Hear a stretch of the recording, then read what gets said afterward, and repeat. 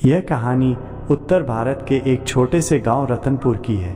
चारों तरफ घने जंगलों और पहाड़ियों से घिरा ये गांव दिन में तो एक आम गांव जैसा ही लगता था, लेकिन रात होते ही यहाँ का माहौल डरावना हो जाता था। गांव में एक पुरानी मान्यता थी कि रतनपुर के जंगलों में एक डायन रहती है।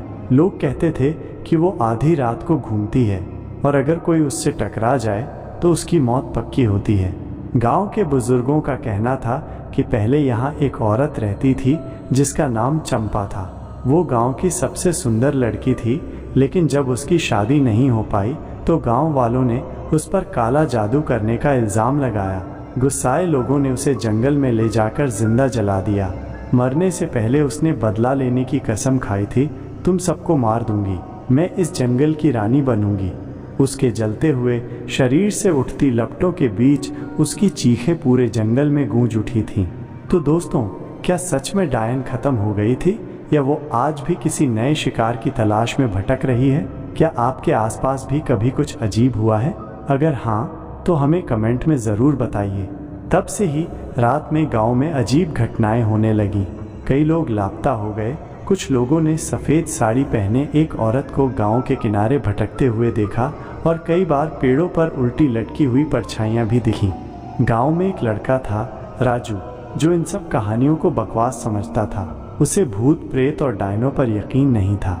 ये सब बुजुर्गों की मनगढ़ंत कहानियां हैं ताकि हमें डराया जा सके, वो अक्सर अपने दोस्तों से कहता। एक दिन दोस्तों ने उसे चुनौती दी, अगर तुझे सच में डर नहीं लगता तो आज रात जंगल में जाकर दिखा। राजू ने हंसते हुए कहा, चलो मैं जाकर आता हूँ। उस रात 12 बजे जब पूरा गांव सो चुका था, राजू अकेले जंगल की ओर बढ़ा। चांद की हल्की रोशनी में पेड़ों की परछाइयां अजीब शक्लें बना रही थीं। चलते चलते वो उस जगह पहुंचा जहां चंपा को जलाया गया था। वहां अब भी जलने की बदबू आती थी। तभी उसे किसी औरत के रोने की आवाज़ सुनाई दी। कौन है? राजू ने पूछा। कोई जवाब नहीं आया। वो और आगे बढ़ा और फिर उसने जो देखा उसकी रूह कांप गई। एक लंबे बालों वाली सफ़ेद साड़ी पहने औरत पेड़ की डाल पर उल्टी लटकी हुई थी। उसकी आंखें लाल अंगारे जैसी चमक रही थीं। राजू के कदम जड़ हो गए। वो पीछे भागने ही वाला था कि वो औरत ज़मीन पर गिर पड़ी और भयानक आवाज़ में हंसने लगी। तू मुझे देखने आया है राजू? राजू का दिल ज़ोर ज़ोर से धड़कने लगा। तू भी मरेगा जैसे बाकी मरे थे। और फिर वो औरत तेज़ी से उसकी ओर दौड़ी। राजू चीखता हुआ गांव की ओर भागा। उसकी चीखें सुनकर कुछ लोग जाग गए और उसे बचाने के लिए दौड़े। जब उन्होंने राजू को देखा तो सबके होश उड़ गए। उसके पूरे शरीर पर बड़े बड़े नाखूनों के निशान थे और उसकी आंखें डर के मारे फटी हुई थीं। वो लगातार बड़बड़ा रहा था, वो आ रही है, वो आ रही है, मत बचाओ मुझे।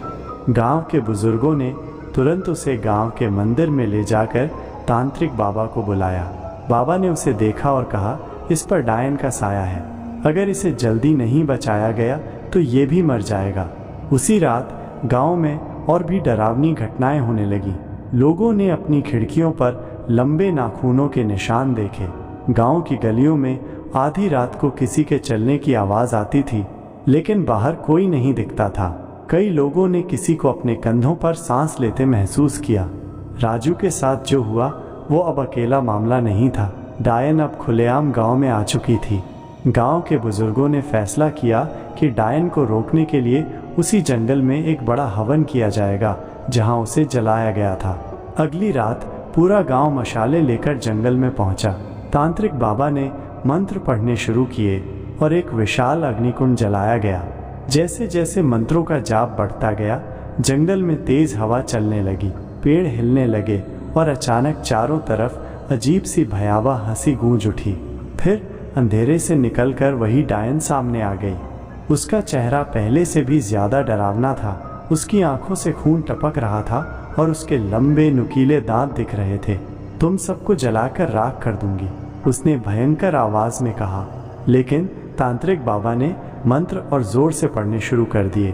डायन जमीन पर गिरने लगी, उसकी त्वचा जलने लगी और उसकी चीखों से पूरा जंगल कांपने लगा। अंत में जब मंत्र पूरा हुआ तो डायन एक तेज चीख के साथ आग में समा गई।